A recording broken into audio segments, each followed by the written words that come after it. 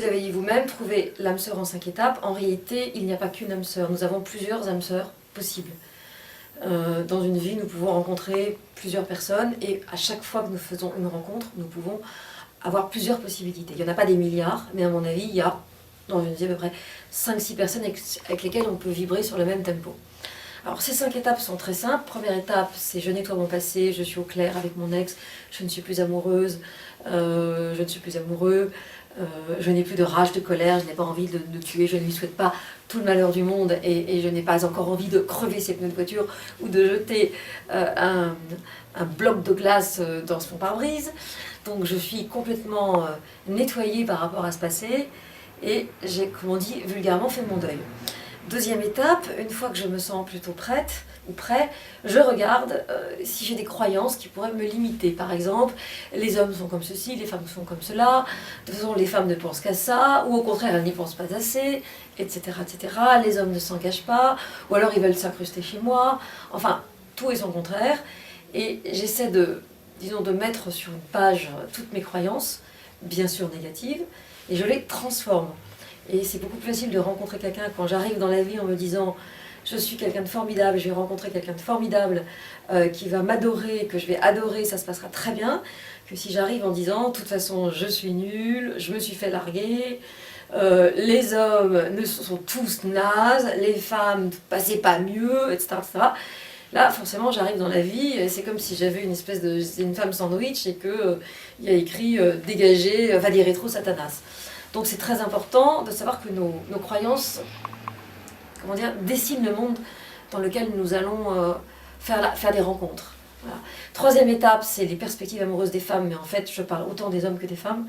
C'est toutes les tranches d'âge de 25 à 70 ans à peu près, en fonction de leur histoire, parce que la plupart des love coachs donnent des recettes toutes faites. En réalité, on ne peut faire que partir de l'être là où il en est. Donc là où il en est, c'est d'où vient-il, quelle était la relation précédente, a-t-elle compté ou faut-il revenir encore à celle d'avant?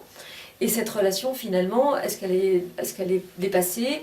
Est-ce qu'elle est encore piquante? Est-ce qu'elle est encore à vif? Ou est-ce que justement, peut-être que depuis cette relation, il y a une espèce d'anesthésie qui s'est mise en place et qui fait que la personne en fait a tellement peur de souffrir à nouveau qu'elle va se débrouiller pour tomber amoureux, amoureuse d'une façon platonique. Comme ça, on ne prend pas de risque. Donc la troisième étape consiste à savoir à qui vous avez affaire, où se situe cette personne, et bien sûr par rapport à vous. Quatrième étape, c'est je me prépare à la rencontre, ça veut dire qu'est-ce que j'ai envie de vivre? C'est une question à laquelle peu de gens savent répondre.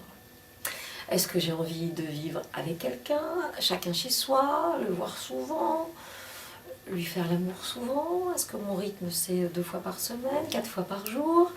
Est-ce que j'aime bien passer les week-ends? Est-ce que mon samedi soir est super important? Ou est-ce que justement je travaille la nuit? Donc pour moi, le jour idéal, c'est le mercredi soir en semaine. Est-ce que j'ai envie de vacances? Est-ce que j'ai envie de câlins uniquement? Est-ce que j'ai envie de passer du temps? Est-ce que j'ai envie de quotidien? Est-ce que j'ai envie de culture? Et c'est vraiment mettre en place tout ce qui est important. Aussi bien nos valeurs, c'est-à-dire l'authenticité, la confiance, la fidélité. Parlons-en de la fidélité. Est-ce que moi je suis fidèle? Est-ce que je veux que l'autre le soit? Peu importe votre couleur en termes de fidélité. Ce qui compte, c'est que vous annonciez cette couleur pour que l'autre ne soit pas déphasé. Donc l'idée du prochain, c'est le bon, c'est je sais qui je suis, je sais ce que je veux, je sais ce que j'ai envie de construire, que ce soit avec ou sans enfant. Et cette fois-ci, je ne vais pas me laisser détourner de ce que j'ai envie de vivre et qui correspond à mon vrai besoin. Je vais aller au bout de mon projet. Pourquoi? Parce que si je dis non à quelqu'un qui ne correspond pas, c'est dire oui à une personne qui est plus adaptée à moi. Voilà. Et si je dis oui à la première personne qui va vouloir de moi, et je vais dire oui parce que enfin quelqu'un qui s'intéresse à moi. Oh, j'ai trop peur de ne pas trouver, j'ai trop peur d'être sur le marché. Il y en a un qui veut bien de moi, il y en a une qui veut bien. J'y vais parce que d'abord ça va faire suer mon ex, qui va voir que je suis déjà en main. Et ensuite, si jamais je n'ai pas envie de faire suer mon ex, au moins je ne serai pas toute seule ou je ne serai pas tout seul. Et finalement, je suis avec quelqu'un. Et je découvre évidemment au bout de quelques temps que tout ce qui ne va pas, parce que les valeurs ne sont pas là. Et quand on a fait le tour de ces 4 étapes, il nous reste la 5e étape qui est maintenant concrètement je fais comment. Donc dans ce livre j'explique comment on fait pour rencontrer quelqu'un. Alors de la drague de rue à la... comment ça s'appelle? Donc de la drague de rue à la drague en librairie, aux after-work, en passant par Internet, sans oublier les petites annonces, les agences matrimoniales, etc. Je crois que je couvre tous les cas de figure. Et donc dans ces cas de figure-là, il y en a qui me conviennent mieux que d'autres. Et bien sûr, un jour, je me retrouve sur Internet, puisque c'est notre sujet. Et sur Internet, il y a des gens qui sont de bonne foi, puis il y a des gens qui se mentent un peu à eux-mêmes.